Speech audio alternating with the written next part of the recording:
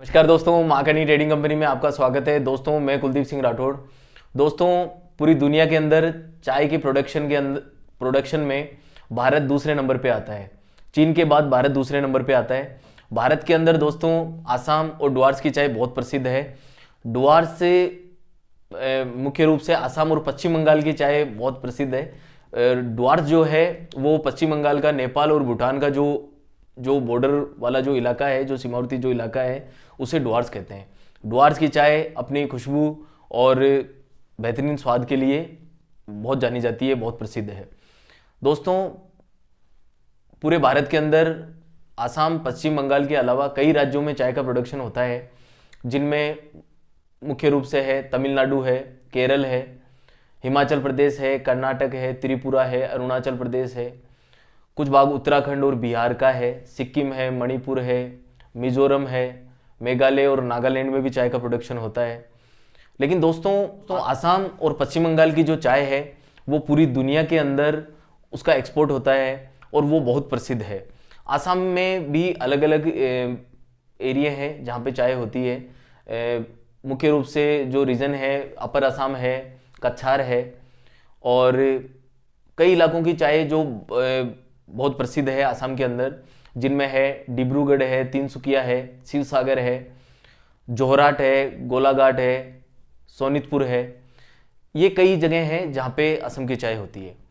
दोस्तों असम की चाय, पश्चिम बंगाल की चाय और इन सभी राज्यों की चाय, इन सभी राज्यों की जो चायों की प्रोडक्शन होता है, उसी से हमारे देश में जो चाय की खपत है उसको पूरा किया जाता है और उसके अलावा अन्य देशों में एक्सपोर्ट किया जाता है। दोस्तों अलग अलग राज्यों की जो चाय है उनको देश के सभी हिस्सों में पहुंचाने के लिए भारत सरकार द्वारा टी ऑक्शन सेंटर बनाया हुआ है। 70 से 75% जो चाय की सेलिंग होती है वो टी ऑक्शन के द्वारा होती है।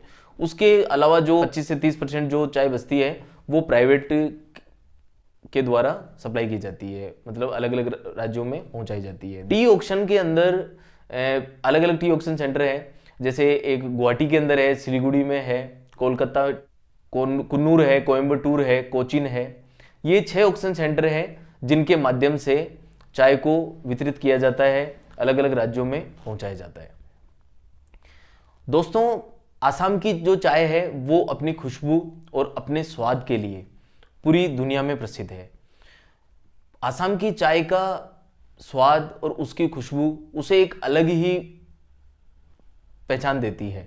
उसका स्वाद और खुशबू बिल्कुल अलग है, वो अपने स्वाद और खुशबू के लिए जानी जाती है। और डुआर्स की चाय है वो भी अपने स्वाद और अपने जो उसका जो कड़कपन है उसके लिए प्रसिद्ध है। तो इस तरीके से दोस्तों अलग अलग राज्यों की ये चाय हैं। तो दोस्तों इस तरीके से चाय का प्रोडक्शन होता है और वो टी ऑक्शन और प्राइवेट दोनों ही माध्यम से पूरी देश में उसका वितरित किया जाता है और उसके बाद में ये चाय हर घर तक पहुंचती है। धन्यवाद।